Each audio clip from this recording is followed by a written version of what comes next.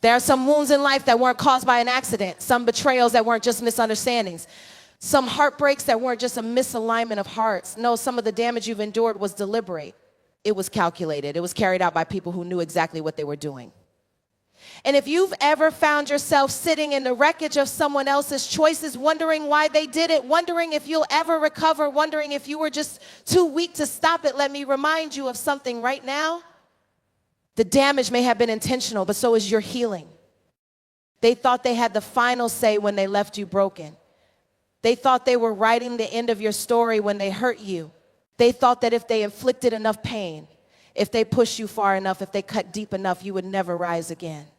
But what they didn't understand is that you are not just a product of your pain, you are a vessel of God's power. What they meant to destroy you is what God will use to develop you. What they left for dead, God is about to resurrect. What they tried to shatter, God is about to make stronger than ever before. You see, when damage is intentional, it can feel personal. It can feel like a direct attack on your very identity. The enemy is not after your comfort, he's after your calling. He's not after your happiness, he's after your wholeness. He's not after your present, he's after your future. Because if you ever fully realize who you were, if you ever fully stepped into the person God designed you to be, the very ones who tried to break you would have to watch you rise into something they could never touch. That's why the attack had to be strategic. That's why the enemy had to use familiar faces. That's why the ones who hurt you weren't strangers. They were close enough to know exactly how to wound you. But let me tell you something about intentional damage. It reveals intentional strength. It shows you what you were really made of. It pushes you to levels you never knew you had inside of you. It forces you to find healing in places you never thought you needed. And that healing isn't accidental. It's not a fluke. It's not random. No, your healing is just as intentional as your pain was. There comes a point in your journey where you realize that healing isn't something you wait for. It's something you fight for. It's something you declare over yourself when everything in you feels shattered. It's something you pursue when the voices of your past try to convince you that you're too broken to be whole again. Healing is an intentional decision to rise beyond what was done to you. It's a refusal to let someone else's choices define your entire existence. It's a radical, unshakable belief that God is still in the business of making all things new, including you. That's why healing requires confrontation. You can't heal from what you're not willing to face. You can't grow from what you refuse to acknowledge. Some of us have been trying to move on by pretending the damage didn't happen. We've been trying to outrun the pain by keeping busy, by staying distracted, by convincing ourselves that if we just don't think about it, we'll be okay. But unaddressed pain doesn't disappear. It buries itself deep until it shapes how we see ourselves, how we trust, how we love, how we walk into rooms, how we respond to opportunities. Healing isn't just about forgetting what happened. It's about reclaiming your power from it. It's about saying, yes, it happened. Yes, it hurt. Yes, they meant to break me. But I refuse to live as a victim of their choices. I refuse to let what they did dictate how I move forward. I refuse to let their actions be the reason I shrink back from the life I was created for. You were never meant to stay broken. You were never meant to live in the shadow of what they did to you. Your destiny was written before they ever hurt you. Your purpose was spoken before they ever betrayed you. And if you could see what's ahead of you, you would understand why the enemy fought so hard to break you in the first place. Because he knew that once you healed, once you rose, once you stepped into the fullness of who you are, nothing could stop you. Some of us have been holding on to brokenness because it feels familiar. We've been identifying with our pain because we don't know who we are without it. But God is calling you higher. He is calling you beyond what they did. He is calling you beyond what they said. He is calling you beyond the pain that was inflicted upon you. Your healing is not optional. Your healing is a necessity. It is required for where you're going. It is required for who you are becoming. It is required for the people who are connected to your destiny. There are souls waiting on the other side of your healing. There are testimonies that will be birthed from the very pain you thought would destroy you. There is a version of you stronger, wiser, bolder that will only emerge when you decide that the damage they did does not get to define your story. You see, some of us have been surviving for so long that we don't even know what healing feels like. We have gotten used to living with wounds wide open. We have gotten comfortable carrying the weight of the damage they left behind. But let me remind you of something. Just because you got used to the pain doesn't mean you were meant to live with it.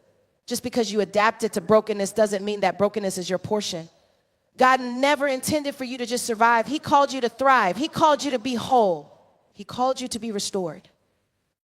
And healing doesn't always feel good at first. It requires you to confront emotions you tried to bury. It forces you to release the anger you thought was protecting you. It makes you question beliefs about yourself that were shaped by people who never truly saw you. But the discomfort of healing is nothing compared to the destiny that awaits you on the other side of it. Some of you have been waiting for an apology that will never come. You have been waiting for closure from people who have already moved on. You have been waiting for the ones who hurt you to recognize what they did and make it right. But can I free you today? Your healing is not in their hands. Your restoration is not dependent on their regret. Your wholeness is not tied to their actions. You do not need their permission to be free. You do not need their acknowledgement to move forward. You do not need them to validate your pain in order for you to heal from it. Because healing is a decision. It is a choice to take back what the enemy tried to steal from you. It is a choice to step into the identity that was always yours before life tried to convince you otherwise. It is a choice to walk in the authority that comes when you realize that no weapon formed against you, not even the ones that actually hit, can prosper. So today, I dare you to be intentional about your healing. I dare you to release what has been holding you hostage. I dare you to see yourself beyond the damage, because the ones who broke you had a plan, but so does God. The ones who tried to destroy you were strategic, but so is your comeback. The ones who meant to leave you shattered did not anticipate that God was about to rebuild you into something even stronger. Your healing is not an accident. It is a divine appointment. It is the next chapter in your story. It is the evidence that nothing, absolutely nothing, can keep you from the purpose God placed inside of you. Rejection has a way of making us question everything about ourselves. It makes us wonder if we were good enough, if we were worthy, if we should have tried harder, if we should have changed who we were just to be accepted. Rejection has a way of making us feel like we weren't chosen, like we were overlooked, like something was wrong with us. But what if I told you that the very thing you thought was rejection was actually protection? What if I told you that the door that closed was never meant for you? What if I told you that the love you lost, the opportunity that slipped away, the friendship that faded, the people who walked away, it was all divine redirection? God does not allow anything to leave your life without a purpose. He does not allow people to dismiss you without a plan. He does not let opportunities pass you by without a greater opportunity waiting on the other side. But when you're in the middle of rejection, it doesn't feel like protection. It doesn't feel like redirection. It feels personal. It feels like abandonment. It feels like something was stolen from you. It makes you want to go back and beg for what you didn't even deserve in the first place. But can I free you today? God saw something you didn't see. He heard conversations you weren't a part of. He knew the hidden motives, the unspoken intentions, the things that were being done behind closed doors that would have crushed you if he had allowed you to stay. That person who left you, they didn't just walk away. God removed them because their presence in your life would have kept you from becoming everything he called you to be. That job that didn't hire you, it wasn't because you weren't capable. It was because God had something bigger, something better, something beyond what you could see. That friendship that ended, it wasn't because you weren't enough. It was because that person's assignment in your life was over. And when an assignment is over, you don't chase after it. You don't beg for it. You don't force it to stay. You release it, because what God has for you is never tied to what he has removed. Some of us have been holding on to the sting of rejection for so long that we don't even realize it has been keeping us stuck. We've been replaying conversations, revisiting memories, questioning where we went wrong, trying to piece together an understanding that God never called us to have. Sometimes understanding is not required for healing. Sometimes the only thing required is faith. Faith that God knows what he's doing. Faith that he is not withholding anything good from you. Faith that if something left, it was never meant to be a part of your future. Faith that if something fell apart, it was because God is about to build something better. God is a master at redirection. He knows how to block what would break you. He knows how to shut doors that would lead to destruction. He knows how to remove people who were sent to distract you. He knows how to orchestrate moments that feel like loss, but are actually setting you up for something greater. But if you are too focused on what left, you will miss what's coming. If you are too consumed by what you lost, you will not recognize the blessing that is about to enter your life. Some of us have been so fixated on trying to make sense of the rejection that we have not even realized it was an answered prayer in disguise. You ask God for his best, but you keep trying to hold on to less. You ask God to reveal the truth, but you keep trying to ignore the red flags. You ask God to protect you, but you keep trying to force yourself into spaces that he is pulling you out of. What if the very thing you are mourning was never meant to last? What if God allowed it to fall apart because he knew that if you stayed, it would have cost you more than you could afford to lose? Sometimes rejection is not just protection, it's a rescue. Sometimes God has to remove you before you destroy yourself trying to fit into places that were never meant for you. The reason rejection hurts so much is because we attach our identity to acceptance. We believe that if people love us, we are worthy. If people choose us, we have value. If doors open, we have purpose. But when you really know who you are, when you really know whose you are, you stop seeing rejection as a personal attack. You stop begging people to stay. You stop shrinking yourself to be accepted. You stop seeking validation from people who were never meant to recognize your worth. Because when you know that you are already chosen by God, already loved, already anointed, already called, rejection loses its power over you. Rejection only hurts deeply when we place our worth in the hands of something temporary. People will change, opportunities will shift, relationships will evolve, but God remains the same. He does not change his mind about you. He does not need you to prove yourself to be worthy of his plans. He does not call you based on the approval of others. He does not require the validation of the people who walked away. So why are you waiting for them to affirm what God has already declared over your life? Some of us are still wounded because we've been waiting for closure. We've been waiting for an apology that may never come. We've been waiting for the people who hurt us to come back and fix what they broke. But can I tell you something? You don't need closure when you have clarity, and clarity comes from knowing that rejection was never about your worth, it was about your destination. Clarity comes from realizing that you were never rejected, you were redirected. Clarity comes from understanding that God's no is just as powerful as his yes. Some of you have been trying to re-enter doors that God has permanently closed. You have been trying to rekindle relationships that were only meant for a season. You have been trying to force something to work that God already released you from. And that's why you feel stuck. That's why you feel like you're fighting against something that just won't move. Because you are trying to revive what God has already let die. And every time you go back, every time you settle, every time you compromise, you delay what God has for you. You push back the blessing that was waiting for you on the other side of the rejection. Rejection is painful, but it is not the end of your story. It is a setup for something greater. It is an indication that God's plans are bigger than your own. It is a sign that you are being positioned, not punished. But you have to stop seeing rejection as failure. You have to stop internalizing it as proof that you are not enough. You have to stop believing that if they didn't choose you, you weren't worthy of being chosen. Because the truth is, if they walked away, they were never meant to go where God is taking you. If the door closed, it was not your door. If the relationship ended, it was not your foundation. You cannot keep questioning God's protection just because it came wrapped in pain. You cannot keep running back to what is familiar just because it is comfortable. You cannot keep settling for less just because waiting for better requires faith. You have to trust that if it was removed, it was never meant to be permanent. You have to believe that if God allowed it to leave, it was because he was making room for something that was going to bless you in ways you never imagined. You have to know that what feels like loss right now is going to look like deliverance in hindsight. And when you finally let go, when you finally release what was never yours to hold on to, when you finally stop trying to force what was never meant to fit, you will realize that what God has for you was worth every rejection, every tear, every unanswered question, because nothing God removes ever compares to what he replaces it with. Nothing you lost will ever be greater than what is coming. Nothing that rejected you will ever be more valuable than what is about to embrace you.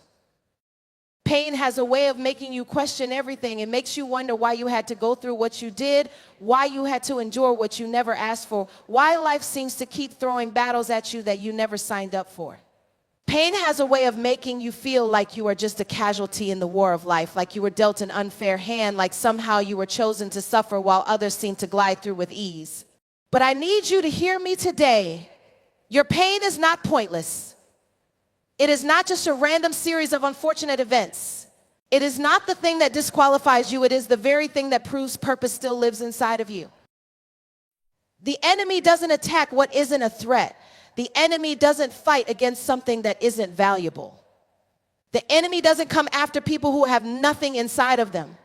If you are feeling the weight of your struggle, if you are feeling like you have been under relentless attack, if you are feeling like life has been trying to take you out at every turn, it is not because you are weak, it is because you are carrying something powerful. The very fact that you have been through what you have been through is evidence that there is something inside of you that hell is afraid of. It is proof that your purpose is still alive, that your destiny is still calling, that God still has a plan for you that the enemy is desperate to keep you from walking into. Pain is often the greatest confirmation of purpose. When Jesus was on the cross, it wasn't because he had done something wrong, it was because he was fulfilling something right. His pain was tied to his purpose. His suffering was the evidence of what he was about to bring forth. And if Jesus himself had to endure suffering to step into the fullness of his purpose, why do we think that our pain means we are disqualified? Why do we assume that just because we have suffered, we are no longer useful? Why do we believe that because we have been broken, we can no longer be effective? The enemy has been trying to make you believe that your pain is a sign that you are losing, when in reality, it is the greatest proof that you are still in the fight. The fact that you are still here, despite everything that was meant to break you, is proof that purpose is not finished with you. The fact that you are still breathing, still pushing, still pressing forward, even when you feel like giving up, is evidence that God has not taken his hand off your life. If you had no purpose, the enemy wouldn't bother with you. If there was nothing left for you, life wouldn't still be trying to shape you. If God was finished with you, the enemy would not waste his time attacking you. You are still here because there is more inside of you. You are still here because there is something that God has placed in you that cannot be destroyed. You are still here because purpose has been woven into your very being, and no amount of pain, no amount of betrayal, no amount of rejection can take that away from you. Some of us have been so focused on our pain that we have forgotten to ask what it is trying to produce. Some of us have been so consumed with the suffering that we have not stopped to realize that every single thing we have been through is shaping us into the person we were always meant to be. Purpose is not found in comfort. It is not developed in ease. It is not built in the absence of struggle. Purpose is forged in the fire of pain. It is refined through adversity. It is strengthened through the very things that were meant to destroy you. Every wound, every scar, every tear is a part of the blueprint that is shaping you into the vessel God is calling you to be. You cannot carry purpose without first carrying pain. You cannot walk into your calling without first surviving the crushing. You cannot step into the fullness of who you are meant to be without first going through the breaking that prepares you for it. But the breaking is not the end of you. The breaking is the beginning. The breaking is where purpose starts to be revealed. The breaking is where God begins to strip away everything that is not aligned with where he is taking you. The breaking is where the old you dies so that the new you can emerge. Some of you have been crying over things that were never meant to last. You have been mourning situations that God allowed to fall apart because he knew they were not a part of your future. You have been grieving over people who left, over opportunities that didn't work out, over doors that closed. But what if the pain you are feeling is not a sign that you lost something, but a sign that you are being positioned for something greater? What if the breaking you are experiencing is actually the birthing of something new? What if the pain that you thought was punishment is actually preparation? When a seed is planted, it has to be buried first. It has to be placed in the dirt. It has to be covered in darkness. It has to go through a process that makes it look like nothing is happening. And some of you feel like you have been buried. You feel like life has placed you in a dark place. You feel like you have been hidden, like you have been forgotten, like nothing is moving, like nothing is working. But can I tell you something? You have not been buried. You have been planted. And what happens when something is planted? It begins to take root. It begins to grow. It begins to push through the very dirt that was meant to cover it. It begins to rise. Your pain is not proof that God has abandoned you. It is proof that something is growing inside of you. It is proof that something is shifting. It is proof that transformation is taking place. The enemy has been trying to convince you that your pain is a death sentence, but I need you to hear me today. It is not death. It is labor. It is the birthing of something greater. It is the pushing of something new. It is the stretching that is making room for the purpose that has been inside of you all along. Pain has a way of exposing what is inside of you. It reveals what you are truly made of. It shows you strengths you didn't know you had. It forces you to tap into resilience that you didn't even realize was there. Some of the greatest things you will ever produce in this life will come from the very pain that tried to break you. Some of the most powerful parts of your story will be birthed from the very suffering you thought you would never survive. Some of the most incredible things God will do through you will be a direct result of the things you once